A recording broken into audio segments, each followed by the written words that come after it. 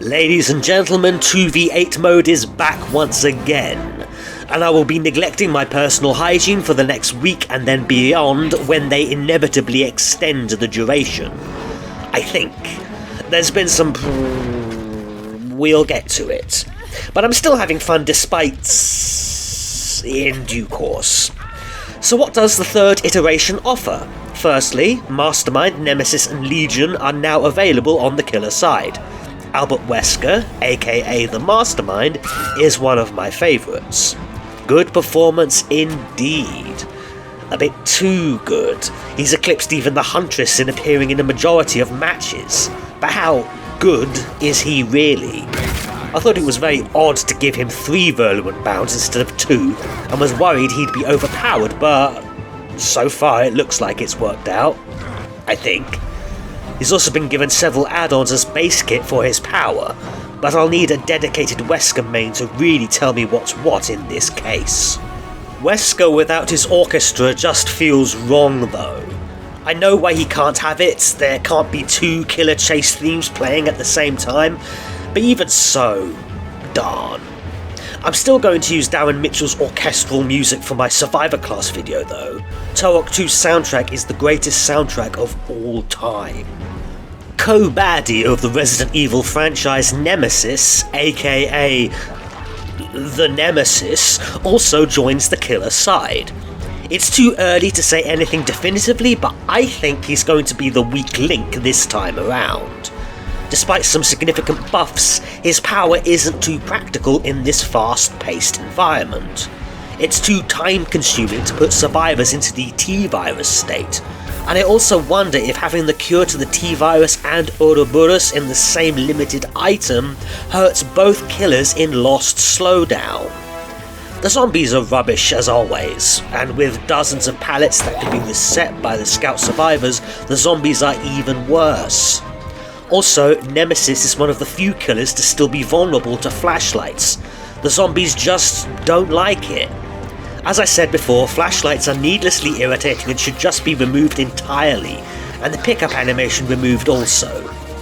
At least those rumours about a survivor ability stunning killers turned out to be false. Now Legion. I think we were all worried about this one, but I'd argue he isn't too much of a pain. You better hope you have some dedicated medics on your team when he shows up though, as well as players that know to body block him when they're in deep wound. Blight, Spirit and Deathslinger are still in the game along with the other maps from 2v8 Part 2. And something else is also back. Killer queue times. Good luck. We have new maps, including RCP. Old and full-sized RCP. I'm sure the Billy and Huntress mains don't mind, it's not like they're popular or anything, but at least this map does match the herbs. Herbs I can even use if I'm at full health and or with no hook states. What? I'm ultimately kind of indifferent to the herbs, but it goes with the Resident Evil theme. I'm a long-time fan of Resident Evil, to show my age since the very first one in all its jank back in 1996. I know the inclusion of bots has been very controversial, but at least they can be depended on to do gens and open exit gates, so they're still better than most of you. They also always ready up, so I actually prefer them to most of you. See? Basically the same. Yeah, bots don't seem to like to heal other players most of the time, and other times they go out of their way to heal you. One good thing is bots automatically stop oversaturation of the same classes. Look at this nonsense. Adding bots was all to fix these legendarily awful queue times, and on paper that seems like a good idea, but it's not clear if this will backfire. Given how unpopular bots are, they might make Survivor less appealing, thus making queue times even worse. That's quite the false economy. I had my own suggestion to fix queue times in my last video and I'll go over it again.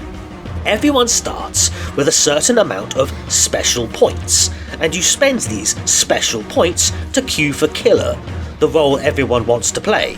If you have no special points, you can't queue for killer, so to earn more special points, you need to play survivor.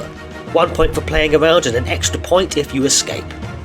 Having to earn more special points by playing Survivor would force everyone to play at least a bit more Survivor and clear up the queues. But I respect this is a controversial idea, and if you have another idea, I'm all ears. But as is, the bots are a band-aid fix. Well, at least bots don't waste time with stupid memeing. Mostly. Maybe this new 2v8 should have only included one bot. That wouldn't have been so controversial. As is, killers ignore the bots in favour of human survivors. Can't the fact the bots are bots be obscured to the killers? Bots do make me laugh. NPCs can still have a personality after all. Bots seem to really like chests, so do I, although they're much pickier about what they steal. And they really do repair gens. I don't understand this criticism that they don't. I check the HUD to the left and bots are typically repairing, and they're doing it more than most humans. They know where the gens are. However, it really does feel like 2v6, not 2v8, and we're not here to interact with soulless machines. Do the bots help with the queues? Some say no, but I wonder. Are people more readily queuing for killer in the knowledge that some survivor roles will be taken up by robots? What I'm trying to ask is, maybe bots really do solve the queue problem, but they ultimately just make the same problem again anyway. Maybe we take for granted any positive effects they allegedly provide. I don't know, I wish I had access to the data. But I do think most of you are being far too negative and fatalistic, and far too harsh towards this issue. They can always be reprogrammed after all. Maybe bots could even automatically have shoulder the burden innately programmed into them that they can use on humans on death hook. At least the bots shouldn't be clones. And make them ignore the hatch. They're a bit too good at the just leave part. Oh, listen to me whinge and whinge. I wouldn't play this so much if I didn't love it. At least this third installment of 2v8 is free of bugs. Last time it was an absolute headache with... oh dear. What is... oh dear.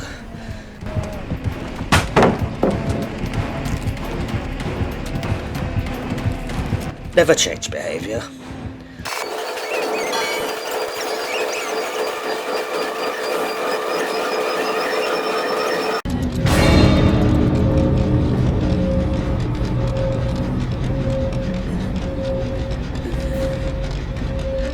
Ultimately, I still think that for the survivor side, it's too easy. During the second iteration of 2v8, I had a 16-win streak, and ultimately I had a survival rate of nearly 60%, which for a solo idiot like me is decent. I've not had such a streak this time, yet, but my survival rate for the first 20 games was 70%, and yes, I kept score. I'm that sad.